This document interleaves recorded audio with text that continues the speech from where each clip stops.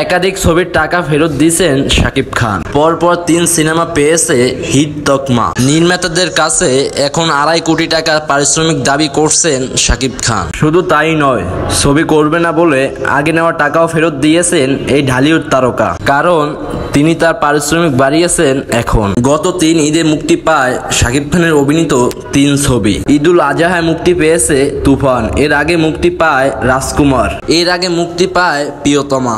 ব্যাপক সাড়া ফেলছে এই 3 ছবি। বক্স অফিস না থাকায় ছবিগুলো কত টাকা আয় করছে তা ঠিক জানা যায়নি। এখন নতুন কোনো ছবিতে যুক্ত হলে 2.5 কোটি টাকা পারিশ্রমিক দাবি করছেন শাকিব খান। সম্প্রতি এক নির্মাতা জানিয়েছেন এই বিষয়টি।